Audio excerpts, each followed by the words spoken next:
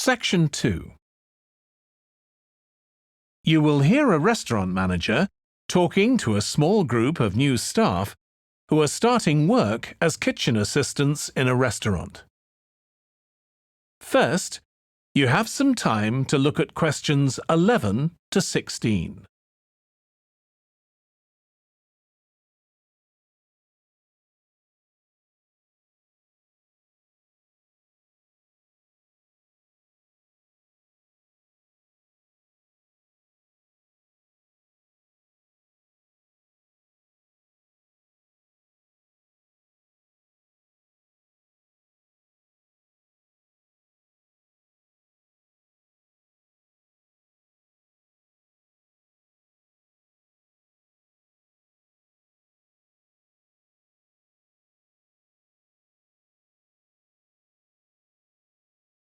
Now listen carefully and answer questions 11 to 16.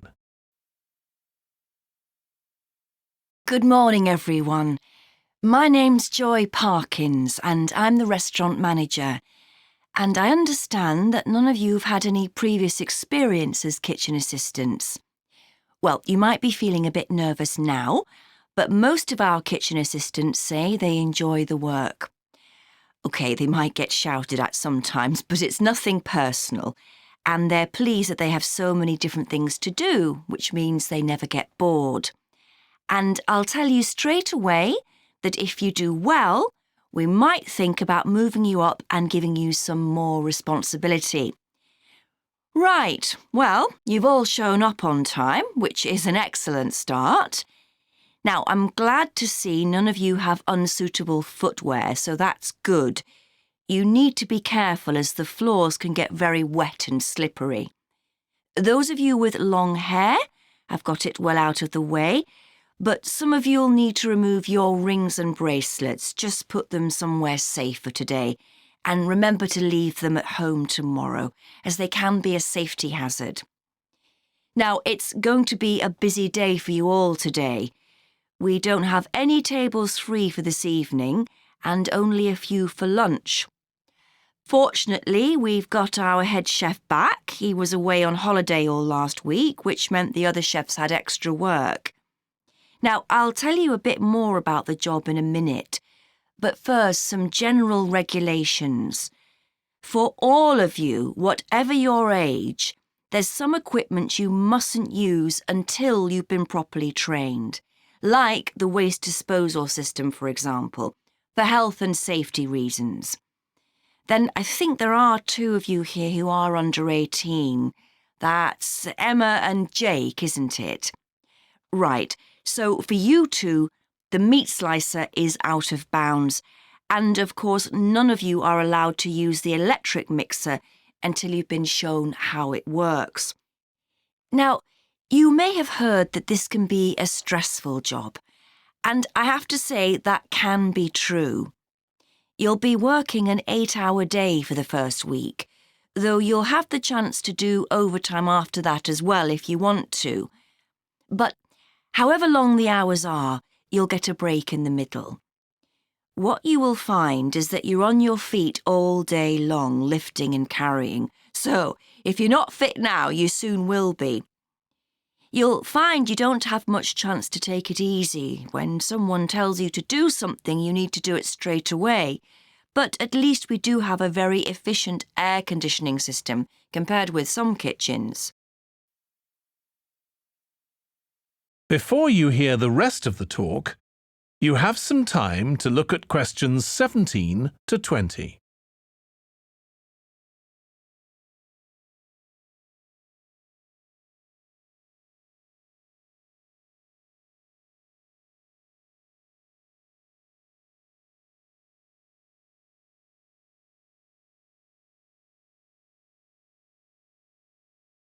Now listen and answer questions 17 to 20. Now, let me tell you about some of the people you need to know. So, as I said, I'm Joy Parkins, and I decide who does what during the day and how long they work for. I'll be trying to get you to work with as many different people in the kitchen as possible, so that you learn while you're on the job. One person whose name you must remember is David Field. If you injure yourself at all, even if it's really minor, you must report to him and he'll make sure the incident is recorded and you get the appropriate treatment. He's trained to give basic treatment to staff himself, or he'll send you off somewhere else if necessary. Then there's Dexter Wills. He's the person you need to see if you smash a plate or something like that. Don't just leave it and hope no one will notice. It's really important to get things noted and replaced, or there could be problems later. And finally, there's Mike Smith. He's the member of staff who takes care of all the stores of perishables. So if you notice we're getting low in flour or sugar or something, make sure you let him know so he can put in an order. OK, now the next thing we need to cover. That is the end of section 2. You now have half a minute to check your answers.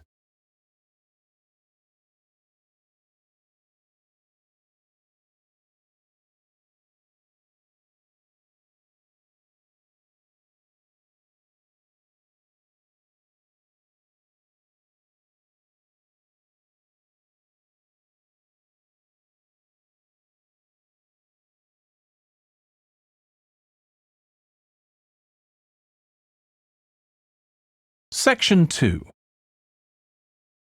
You will hear a man talking to a group of people about a tour of theatres in the city of Munich in Germany that he has arranged for them. First, you have some time to look at questions 11 to 15.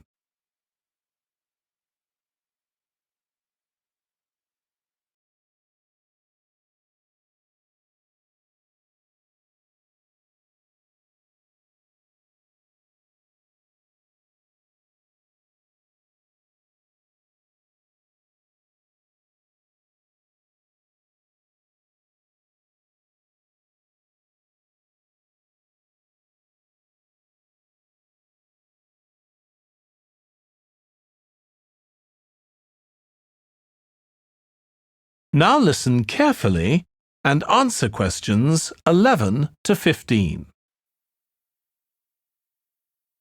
Right. I've now almost succeeded in finalising plans for our tour, so I'll bring you up to date with what I know.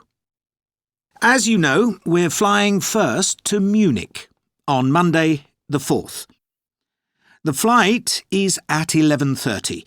So it's too early to have lunch at the airport. I suggest we meet there for coffee at 10, which should give us plenty of time for breakfast before we leave home. When we arrive in Munich, we'll be met at the airport by Klaus Bauer.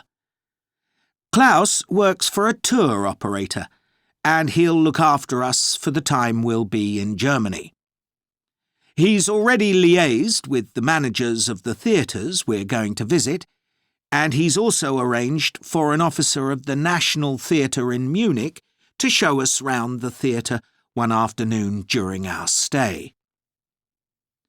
Now, last time we discussed this trip, I didn't have the precise cost for hotel rooms, but now I have. The normal rate at the hotel where we're staying is €150 a night for a double room. I'd hoped to get that down to €120, but in fact I've been able to negotiate a rate of €110. That'll be reflected in the final payment, which you'll need to make by the end of this week. On Tuesday, the day after our arrival, I had hoped we could sit in on a rehearsal at one of the theatres, but unfortunately that's proved very difficult to arrange. So instead, we'll have a coach trip to one of the amazing castles in the mountains south of Munich. On Tuesday evening, we'll all have dinner together in a restaurant near our hotel. From talking to you all about your preferences, it was clear that a typical local restaurant would be too meat-oriented for some of you. Some of you suggested an Italian restaurant, but I must confess that I decided to book a Lebanese one, as we have plenty of opportunities to go to an Italian restaurant at home. On Wednesday afternoon, the director of the play we're going to see that evening will talk to us at the theatre. She'll describe the whole process of producing a play, including how she chose the actors, and, as the play we're going to see is a modern one, how she worked with the playwright. Before you hear the rest of the talk, you have some time to look at questions 16 to 20.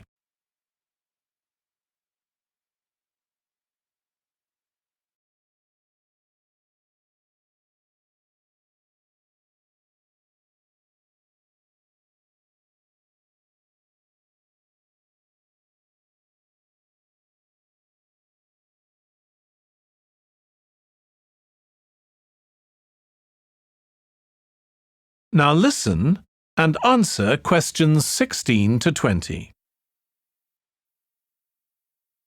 Right. Now I'd just like to make a few points about the plays we're going to see, partly because it might influence your choice of clothes to take with you. The play we're seeing on Wednesday evening is a modern one, and we're going to the premiere, so it'll be quite a dressy occasion, though of course you don't have to dress formally.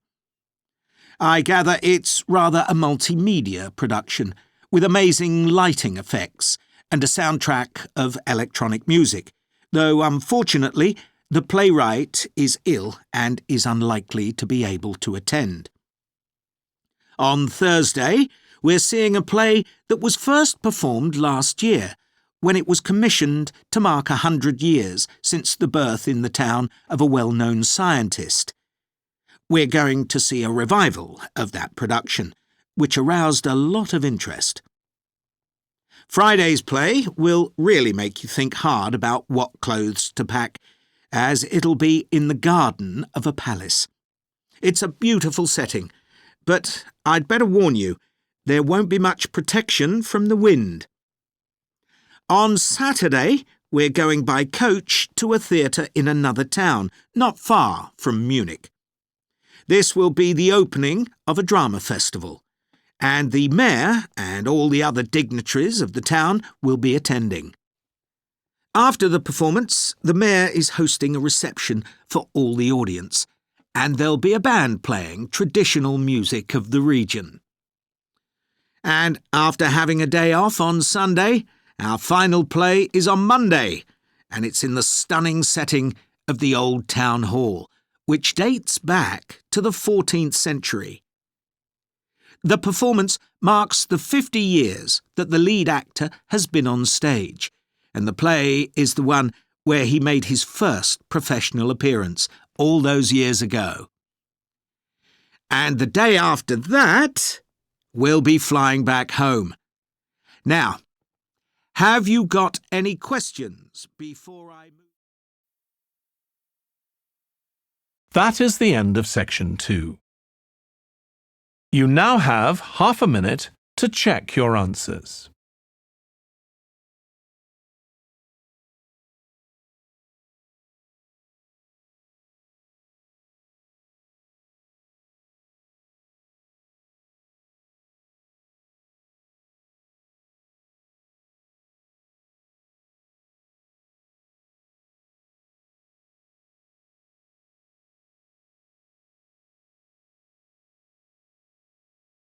Section 2.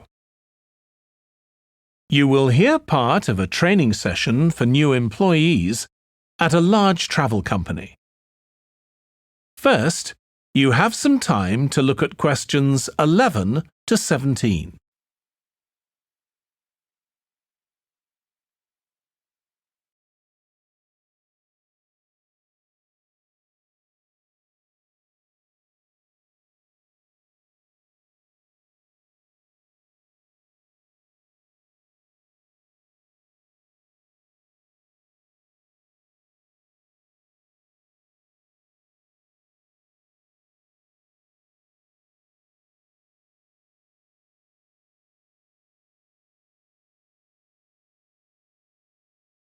Now listen carefully and answer questions 11 to 17.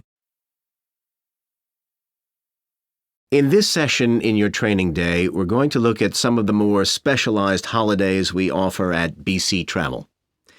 Now, the travel business is very competitive, and it's important to be aware of how the market's changing and developing. In terms of age groups, the over 65s are an important market, and one that's increasing steadily year on year. The fewest holidays are taken by the 31 to 42-year-olds, and that figure shows no sign of rising.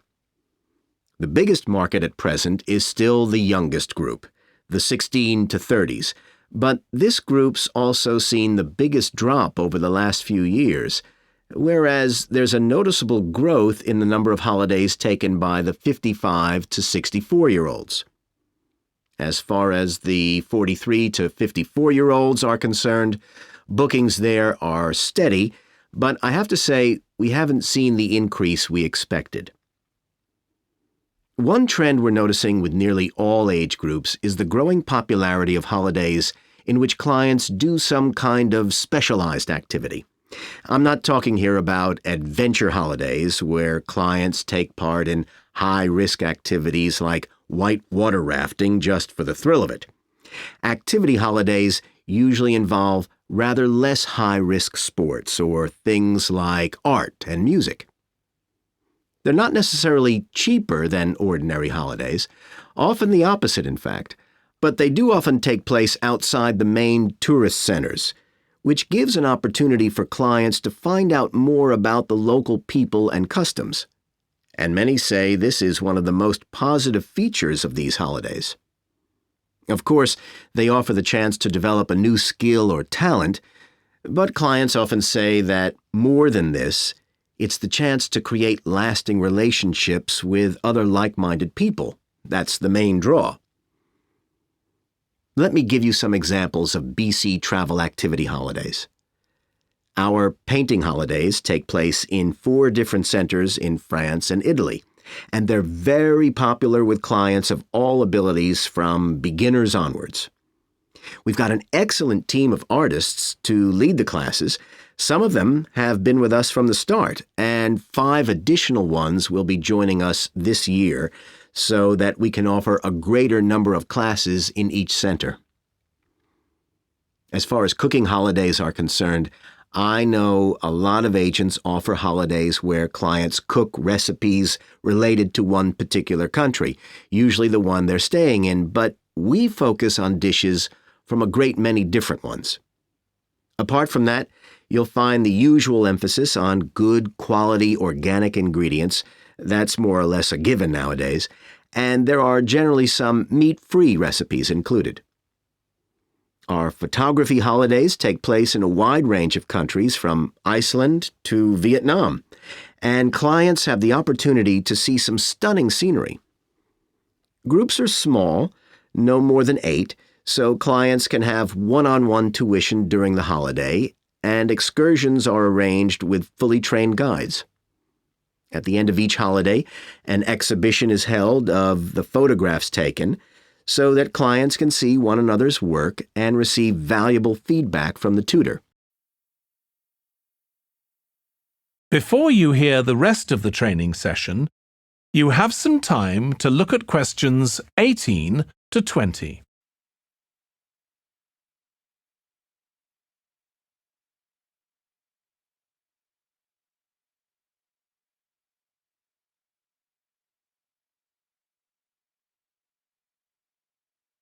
Now listen and answer questions 18 to 20. Finally, let me tell you about our fitness holidays. In Ireland and Italy, we run one-week general fitness classes for all ages and levels of fitness. Clients start the course with a consultation with a trainer, and together they draw up an individual program. As well as improving general fitness, clients find that they end up losing much of the stress they've built up in their daily lives. In Greece, we have a 2-week holiday for clients who want to do something about their weight. This has all the features you'd expect, like a personalized diet program, but one of its most popular features is that the exercise classes are all held on the beach. People say it's far preferable to being in a gym. Finally, we offer several holidays in Morocco. One very popular one is the mountain biking holiday. Bikes are provided, and there are different routes according to people's ability. We offer one which is tailored to the needs of families, which is particularly popular. Okay, so that's about all the time I have today, so thank you very much. That is the end of section 2. You now have half a minute to check your answers.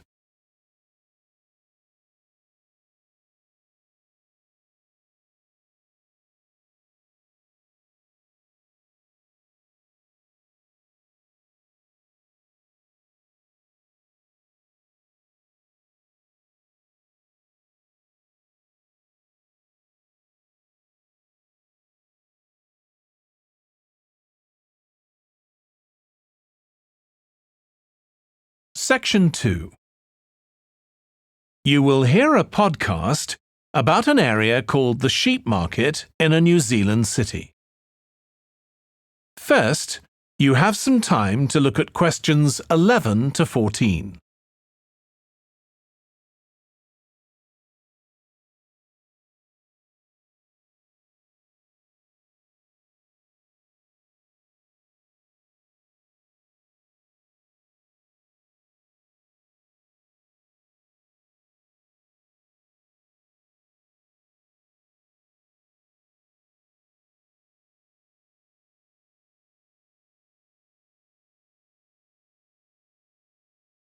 Now listen carefully and answer questions 11 to 14. Welcome to this podcast about the sheep market, which is one of the oldest parts of the city. As its name suggests, there was originally a market here where farmers brought their sheep, but now it's been redeveloped into a buzzing, vibrant area of the city, which is also home to one of the city's fastest growing communities. The nearby university has always meant the area is popular with students who come in to enjoy the lively nightlife, but now graduates embarking on careers in the worlds of fashion and design are buying up the new apartments recently built here to replace the small houses where the market workers used to live. The narrow old side streets are great places for finding original pictures, jewellery and ceramics which won't break the bank, as well as local produce like fruit and vegetables. There's also lots of pavement cafes where you can have a coffee and watch tourists from all over the world go by. The oldest buildings in the area are on the main streets, including the city's first department store, built in the 1880s, which is still open today. The sheep market is a centre for fashion, and there's a policy of encouraging new young designers. The Young Fashion Competition is open to local young people who are passionate about fashion. This year, they've been asked to design an outfit based on ideas from the music and technology that's part of their everyday life, using both natural and man-made fibres. The garments will be judged by a panel of experts and fashion designers, and the winning entries will be modelled at a special gala evening. Parking at the sheep market is easy. There are plenty of pay and display car parking spaces on the roadsides, which are fine if you just want to stay for an hour or two. But if you want to spend the day there, it's better to park in one of the 4 underground car parks. It's not expensive, and if you can present a receipt from one of the local stores, you'll not be charged at all. After 6 p.m, many of the car parks have a flat rate which varies, but it is usually very reasonable. Before you hear the rest of the podcast, you have some time to look at questions 15 to 20.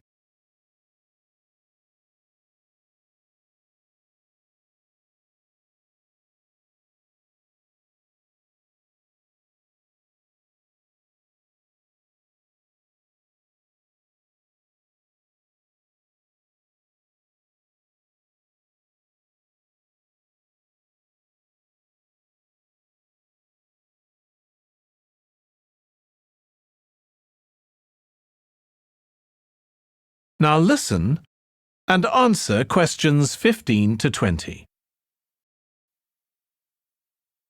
The sheep market is one of the main centres for art and history in the whole of the country. If you look at our map, you'll see some of the main attractions there. Most visitors start from Crawley Road at the bottom of the map. The Reynolds House is one of the oldest houses in the city and is open to the public. It's on the north side of Crawley Road, next to the footpath that leads to the public gardens. The area is particularly interesting for its unusual sculptures. The thumb is just what its name suggests, but it's about 10 metres high. You'll see it on Hill Road, across the road from the bank. The museum's got a particularly fine collection of New Zealand landscapes. It's on the east side of the sheep market, on City Road. It's on the other side of the road from the public gardens, immediately facing the junction with Hill Road. The Contemporary Art Gallery is on a little road that leads off Station Square, not far from the public gardens. The road ends at the gallery. It doesn't go anywhere else. That's open every day except Mondays. The Warner Gallery specialises in 19th century art. It's on City Road, near the junction with Crawley Road, on the same side of the road as the public gardens. It's open on weekdays from 9 to 5 and entry is free. Finally, if you're interested in purchasing high-quality artwork, the place to go is Nucleus.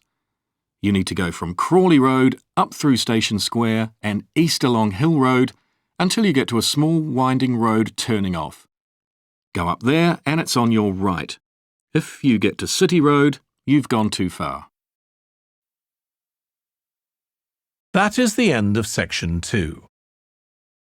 You now have half a minute to check your answers.